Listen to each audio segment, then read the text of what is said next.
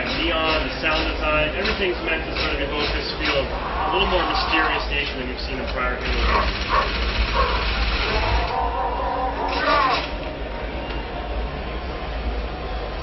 So the Covenant have pretty much run out all the civilians. The city's empty at this point, but thankfully we're not completely alone on our mission. I hear a phone booth off in the distance ringing, and activating our visor will let us know that this particular phone booth is of interest to us. So we're going to go check it out. Here we get to uplink with the superintendent. This is essentially a rudimentary artificial intelligence that runs the entire city of New Mombasa. Everything from the trains to the garbage collection to the utilities to traffic lights. This is a computer program that's running the whole city, has cameras everywhere, and thankfully he's still online and he's been watching. He's going to prove to be a valuable ally to us in our mission. So the first thing he's going to do for us is give us access to a map of the whole city. By hitting our back button, we can pull up this map, and as we pan around here, you'll kind of get a sense of just how big New Mombasa is. It spans several kilometers. It's the largest map we've ever made for a Halo game. And you're going to be free to roam and explore the entire city once it opens up for you. And in many ways, the city will sort of act as a hub, and the missions that you'll play will spoke off, and you'll be able to activate these missions in any order that you see fit.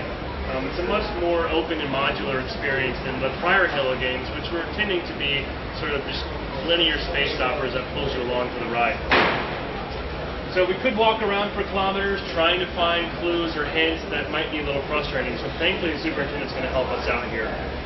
These blue circular flashing orbs are called clue beacons, and these are basically the last known location of one of our squad mates. So in this case, here at the Oni Alpha site, the superintendent is letting us know that we should probably go over there and investigate further. Now that we've selected it, we have a waypoint in our HUD here. It's about 1 kilometer away. And as you move around the city, you'll also see the other way the superintendent can help you is by taking control of street signs and lights to sort of act as a guiding hand to keep you on the right track. He can't literally speak to you vocally, but the whole city's at his disposal, and again, he's going to be a very valuable ally to help keep you moving in the right direction. Now, we're not going to walk the entire 800 meters to where we need to go. We have this little shortcut built in that's going to whisk us away. In the real game, you'll have to walk through the entire city. There's randomly spawning Covenant patrols that will be around that you can either engage or avoid. In addition to that, we have a whole variety of cool secret things that we've hidden around the city that are totally optional, but if you choose to find them, they will actually enhance your gameplay experience. So here we are on the other side of the city. We've opened the gate to the Office of Naval Intelligence, the ONI building, and this is where the superintendent says, "Hey, there's a clue object in here about what happened to your squad." As we approach to it, you can see the HUD turns blue, and he's letting you know that you're very close to this clue object, and you should start looking around. Also, if you turn on your visor mode, he will actually highlight the clue object in yellow, so it makes it a little bit easier to find, so you're just not randomly looking for things. Here's our clue object. It's a remote detonator. This is something that one of our squad mates interacted with earlier on, and kind of tell us what happened. Before we jump into that, I'm going to take a moment to talk a little bit about the art of Halo ODST. We are built on the Halo 3 engine, and you would think that, hey, Halo 3 shipped a couple years ago, it's kind of old now, our art's just updated. But actually it's just the opposite. What it meant for us was all of our tools and our engine was completely done at the very beginning of this project instead of at the end like it usually is. And so our artist had a full dev cycle to really create beautiful art and polish in a way that we've never been able to do before. And I think it speaks for itself. Our art in ODST looks way better than Halo 3, even though it's built in the same engine. This is one example of one of the many beautiful skyboxes that we have in the space color, the elevator that we flew by on the way down is since the labs is burning, and then that's the only building there in the center. And it's 600 days, even the bridge out to it is kind of screwed up and not existing anymore. So hopefully this little remote detonator will give us kind of a story of what happened.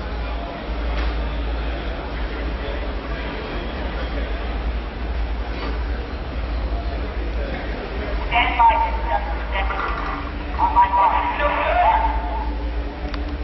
We're way off course. We're heading exactly where I need to go. So you saw the clue objects on the map. Each of those clue objects presents us with a flashback to several hours before, to what happened earlier on while you were still unconscious in your pod. So in this particular case, we're flashing back into the boots of Dutch. Dutch was one of your squad mates that handed you the SMG in the opening cinematic. He has since met up with Mickey, and the two of them have been defending the Oni building. This is a couple hours after drop, so about 4 hours before the rookie woke up. Hurry up. You want to do this? Do I guess? But this ain't a job you want to run. That do it? Signal's good. Our other detonators are pulled back to me. Come on, tough guy. We gotta blow this bridge.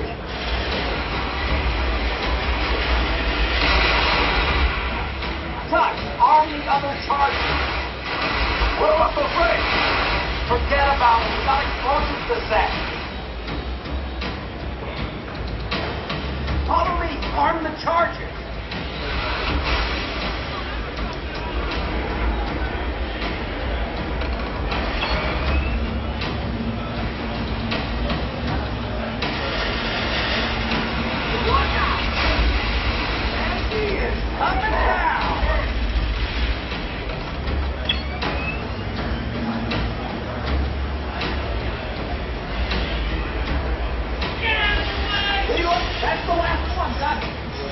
Come on, Super, unlock the keypad. Keep it clean for theft public property. If you don't let us trigger those charges, in about 5 minutes, your data center's gonna be crawling with Covenant. About damn time. Do it, Super. Oh, this sucks. Kill their infantry. Bridge Hold always them has off the bridge. house button trip.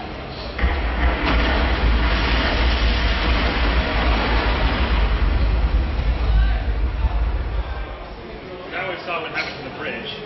That's just the very beginning of the Dutch mission. If it would have kept playing, Dutch and Mickey actually would have fallen back inside the Oni building courtyard, where a much bigger battle would have ensued. But that does give you a sense of how the campaign will work.